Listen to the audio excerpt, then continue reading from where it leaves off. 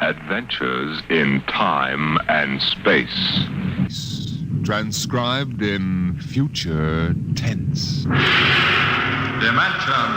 X.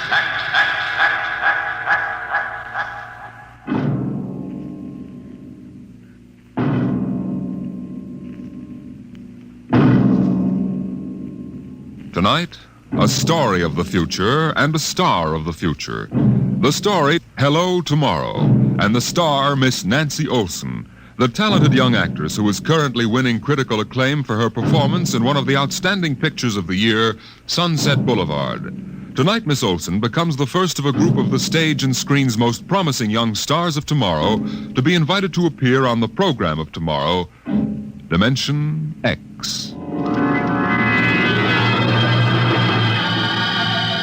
It was in the year 1991 that man disappeared from the face of the earth. The third atomic war had ended at last, leaving the land a mass of red radioactive dust, filling the air with gamma rays so deadly that life on the surface was no longer possible. There was only one way out. The few survivors went underground, burrowing their way deep into the earth like hunted moles, hiding from death in huge underground caverns. And it was there in the next 2,000 years that they built the new civilization, a civilization in which the genetic survival of the race came first, and every life and every law was shaped to serve that end. It is to this civilization, in the year of our Lord 4195 A.D., that we take you now.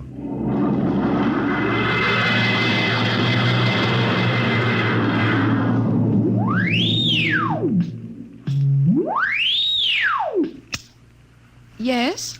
I have a call from the Director of Emotional Stability for the Third Oblong for Professor Lois Burton at the Institute of Genetics. This is Professor Burton. One moment. Go ahead, sir. Lois? Listen, darling, good news. What? The Genetic Board has approved our application for marriage. Oh, so soon? The tests found our chromosomes perfect. We can marry any time we want.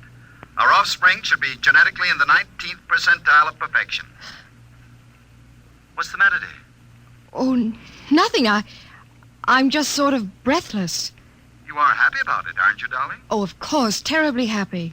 I'm coming right over to the lab. I have a surprise. Oh, not now, Walter. What? Well, I mean, you'll have to give me some time. Time? What's the trouble? No trouble. It's that genetic survey I've been working on. What about it? Well, I've finally gotten permission to study an actual living case. A specimen of imperfect genetic transmission. Really? Yes, they're bringing him up from the condemned cages on the lower level. You will be careful, darling. The supervisor says there's nothing to be afraid of. The specimen they're bringing is, XJ12. It's been studied before many times and is quite well trained. Well, I don't like it. Nonsense, darling. I've been waiting for this opportunity for years. Oh, there's my door signal. I'll have to hang up, darling. See you later.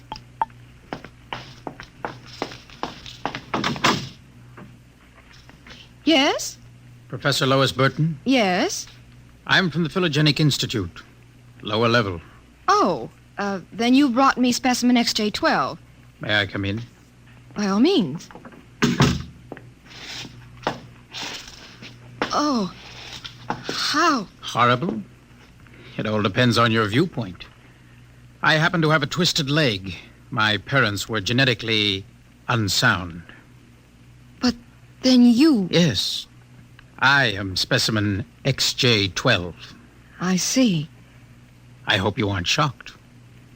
No stable person permits feelings to enter into his work. I will admit to surprise. I was expecting something a little more, abnormal. Sorry, I try to be as abnormal as possible. If I am, the Phylogenic Institute allows me out of the genetic cages every so often, so I can breathe the pure air of the upper levels and mingle with the genetically perfect. You seem quite well educated. I spent the first years of my life here in the upper levels. How is that possible? They segregate imperfects. As a small child, my mother concealed me from the director of selective heredity. I was brought up in secret. My mother actually, dreadful word, loved me. I see. That would explain your obviously low threshold of emotional control. If you choose to call it that. At first, you seemed to be struggling to repress a few feelings yourself. will confine ourselves to the impersonal aspects of our work. As you please. I shall require you as a demonstration for a lecture I'm delivering to one of my classes tomorrow. At your service, Professor.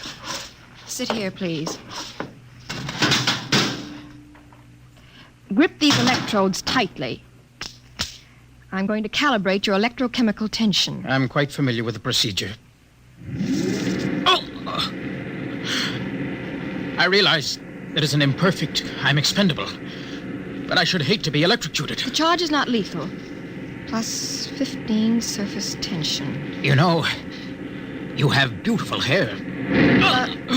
Plus 12 at a depth of 4 centimeters. Lovely blue eyes. Crystal clear. Plus 10 at 7 centimeters. Pretty.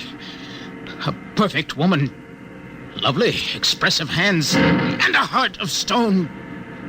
Like all the rest of you perfect survival types. Try not to jump, sir, when the current strikes. No feelings. Under control. Passed by the director of emotional stability. Shut up!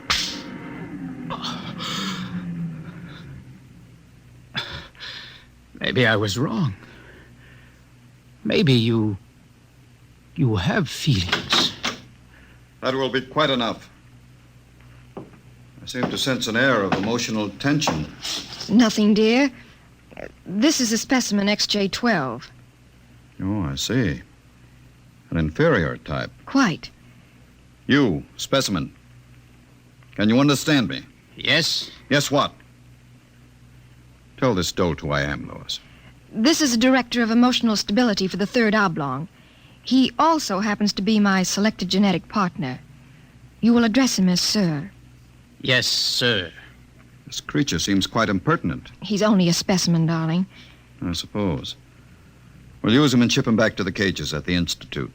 He's probably radioactive. You, specimen. Mr. Director? You will confine your speech to answering only those questions addressed to you. Understand? Yes, sir. Perfectly.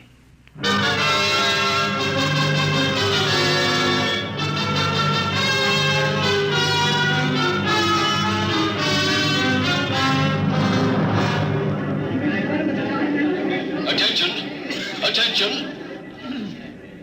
The next demonstration will be conducted by Professor Lois Burton of the Institute of Genetics. Her topic, the probability of radioactive damage in the chromosome heredity of imperfect non-survival types. Professor Burton. We are very fortunate today in having obtained a specimen of an imperfect genetic type through the good graces of the Phylogenic Institute. Moreover, this specimen has been trained to tell in his own words about the factors in his upbringing. Specimen XJ12. Thank you. My mother was a psychotechnician in the fifth oblong. My father was a historian specializing in the records of pre-atomic surface culture. In the earthquake of 2170, apparently some hard radiation filtered down through the tunnels and penetrated the fifth oblong.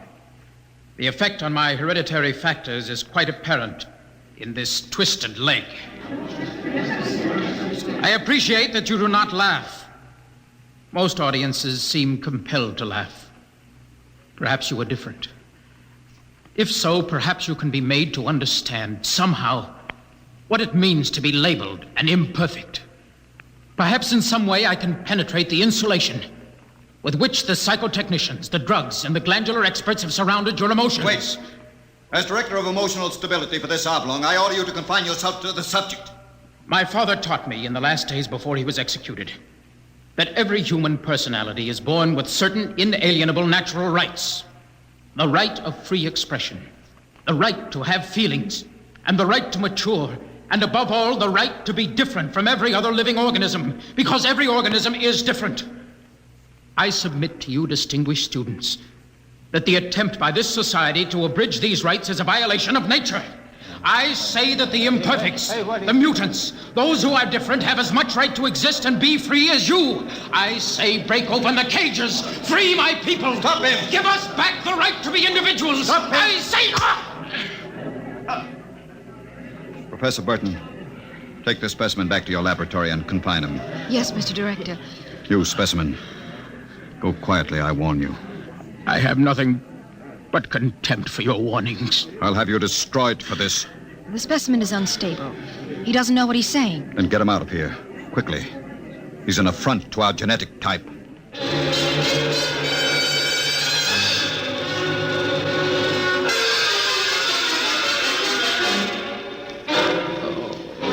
Hold still while I bandage your head.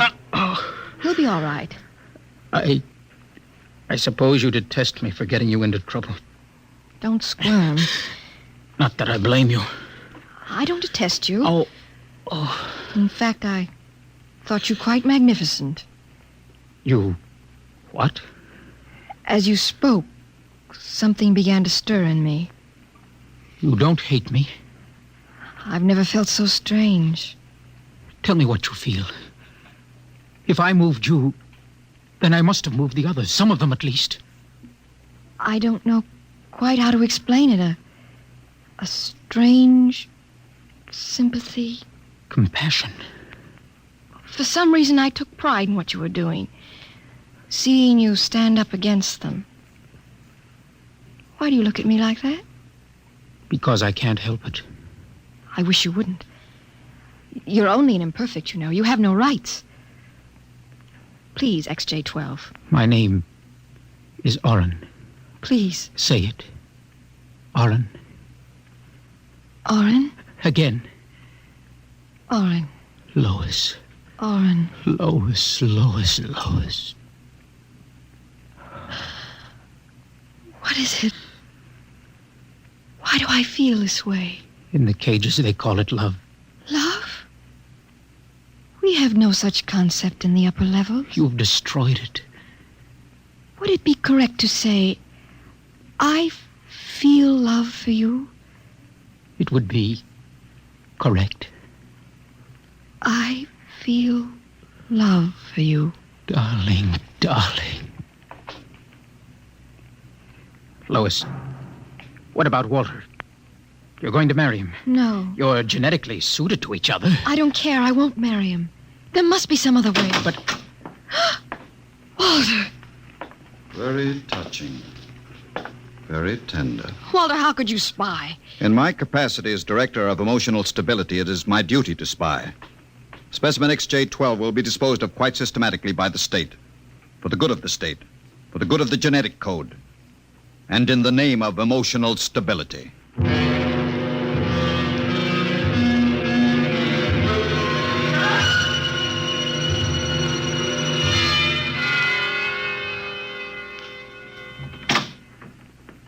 Come in, Lois. I wondered how long it would be before you came to my office. Walter, I have to talk to you. Go right ahead. Walter, you mustn't destroy him. Send him back to the cages, but don't kill him. You speak of destroying an inferior creature as if it was something unethical. Walter, please, for my sake. Lois, I understand that you've entered a plea for postponement of our marriage at the Records Bureau. Yes, I was too upset to go through with it. It came as a great disappointment to me. If you were married to me, you would be safe from influences such as this XJ12. In which case, I might even be persuaded to send him back to the cages instead of having him destroyed. You see? Yes.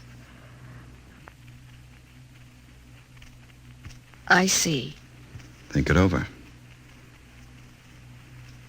Well, my dear? When can we be married? Soon. Tomorrow, if you like.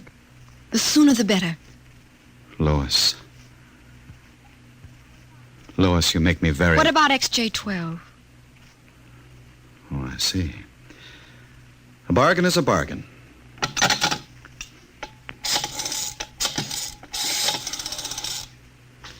Let me talk to the custodian, please. Hello. This is the Director of Emotional Stability for the Third Oblong. I would like you to cancel the execution of specimen XJ12. Yes. Yes, that's right. Turn him over to the security guard. He's to be remanded permanently to the genetic cages. Let me talk to him, Walter. My dear, I don't think Please, that... I want to be sure he's all right. Very well. Hello. Connect a circuit in the cell block I want to talk to XJ12. Here you are, my dear. Hello? Oren? Yes. No, I'm all right. How are you? Fine. Oren, I've been talking to Walter. He's going to send you back to the cages. Yes. Yes. No, I'm going to marry him. Because I want to. I'm not lying to you. I'm very happy. Yes. Yes, I've got to hang up now. Goodbye. Goodbye. And now, Lois. Walter, please. I've got to get back to the lab. Of course. I'll pick you up in, say, an hour, and we'll make plans for the wedding. All right? Yes. Yes, of course. Goodbye, Walter.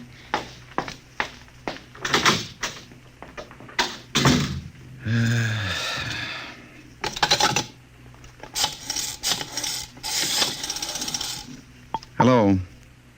This is the Director of Emotional Stability again. I want you to cancel that last order.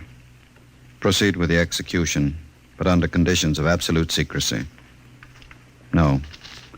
Don't use the lethal chamber. Take him to the tunnels on the upper level. That's correct. Fine.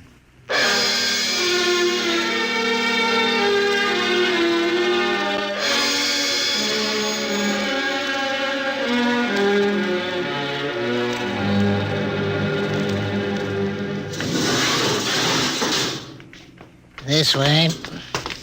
Where are you taking me? You're being returned to the Philogenic Institute.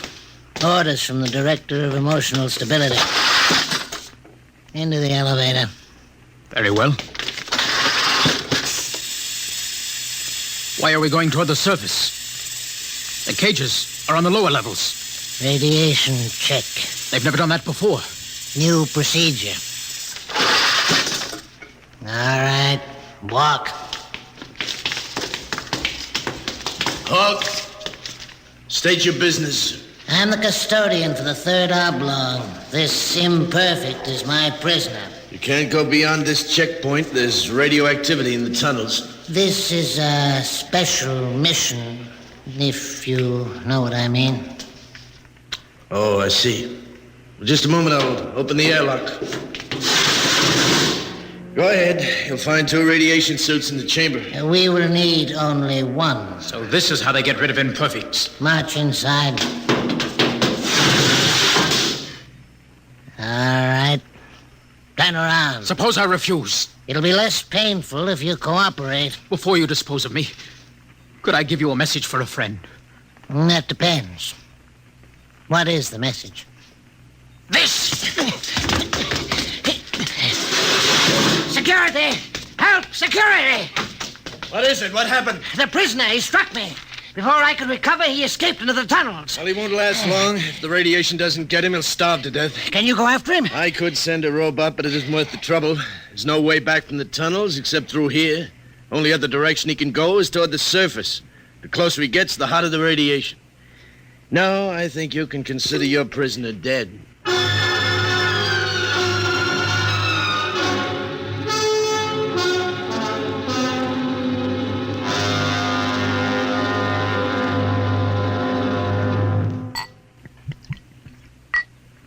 More wine, my dear? No, thank you, Walter. You look very beautiful, my dear. Very beautiful. Thank you. These hydroponic fruits are delicious, aren't they? Oh, the wedding will just be a small affair. I've arranged for a few friends, the director of endocrine control, the chief of the security guards, 1 or 2 assistants to high council members. Walter, Yes? was he returned to the cages? Now, why must you spoil this lovely dinner by bringing that up? Was he, Walter? Well, Was he? as a matter of fact, there was a little difficulty. Difficulty? Yes, you see, he escaped. Escaped? He struck a guard and ran off into the tunnels. The tunnels? That's death. He's free to return any time he chooses. When did it happen? Just a few hours ago, as a matter of fact. Walter, Now, don't become upset again, darling. you planned it, didn't you, Walter? Stability, darling. Stability. Stability. Stability. Is that all I'm to hear from you for the rest of my life? Darling. Here's what I think of stability. Were we not to be married, I'd be compelled to turn you over to the endocrine surgeons for doing that. Well, you can go right ahead, because we aren't going to be married.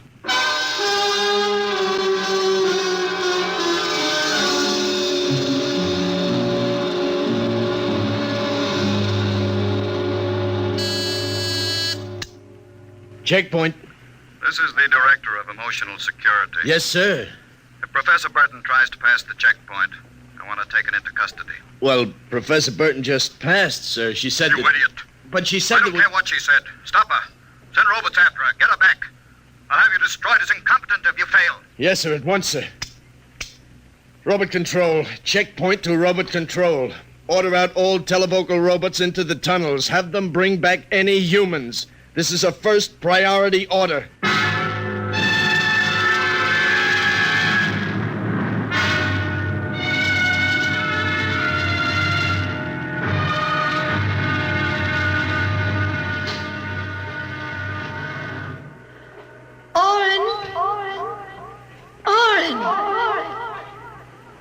Oren, where are you? Oren. Hello? Oren, it's Lois. This way. Behind the rocks. Over here. Oh, darling, darling. Lois, why did you come here? It's suicide. I had to. Darling, are you all right? So far.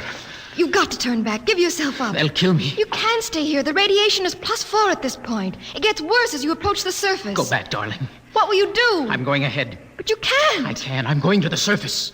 Not even the robots can survive it. At least I'll be the first human in 1,100 years to see what the surface of the Earth looks like. Come back with me. No, darling. Then I'm going with you. Lois. Don't try to stop me, darling. There's nothing to go back to now. Nothing but Walter and emotional stability. Lois, you really want to come with me? Yes. You know what it means. I don't care. Oh, darling, I can't let you go. Oren, I love you.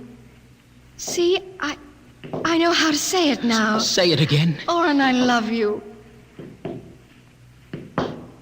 Lois, what's that? Sounds... Oh, Oren, it's the robot control. It's looking for us. Come on, we've got to hurry. This way, hurry.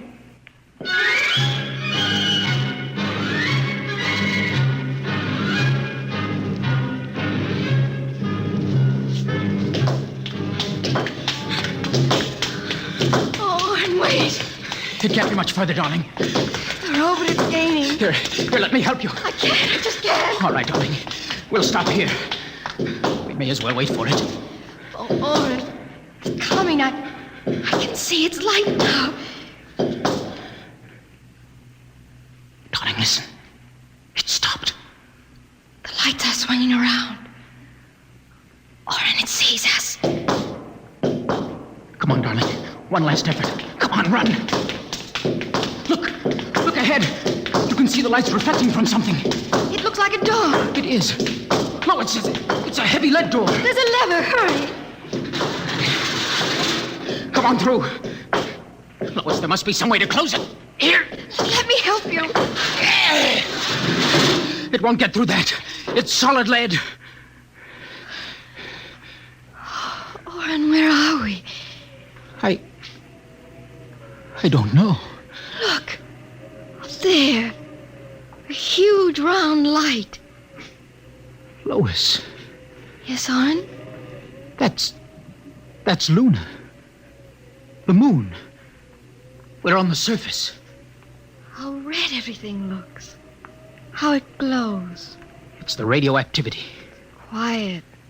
Peaceful. Deadly. Oh, darling. Sit here and rest a while. Put your arm around me. Oren, I'm afraid. Oren, we're going to die. Don't think about it. Just think about us alone. The first humans to stand on the surface of Earth in 2,000 years. Lois, that door must have been placed there by the last handful of survivors who went underground after the atomic wars. Those other lights, the small ones, they must be stars. Oren, I'm so tired. Go to sleep, darling. Put your head on my shoulder and sleep. Hold me, Oren. Hold me very close.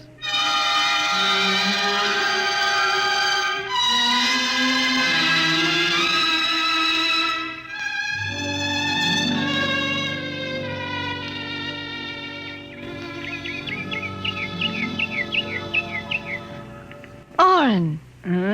Oren, wake up. What is it? Look, it's light. What? The whole universe is light. Oh, Oren, how beautiful. Look. By all the laws of nature, we should be dead. Lois, no life could survive this. By all the laws of nature. Oren, What is it? we're not dead. This is Earth and we're alive. We're not going to die. But the radiation. It's present. You can see its effects. Oren, did you ever hear of adaptation? What? There is a natural law of adaptation by which an organism will try to adjust itself to its environment by changing. It's called a geotropism. I don't see what that has to do with... All these generations, we've been bombarded by radiation filtering down through the Earth. Each successive generation must have inherited some degree of immunity to the effects of radiation. And you think that... Oren, it can't hurt us. Don't you see? We're immune. We're probably the first generation to inherit sufficient immunity. But if that's true, then we can transmit that immunity. We can pass it along to our children. Come on, darling. We'll have to find food and water. The practical wife. Oh, wait a minute, darling. What are you doing with that rock? I want to scratch something on the outside of this lead door. Lois and Oren. 4195 A.D. Hello, tomorrow.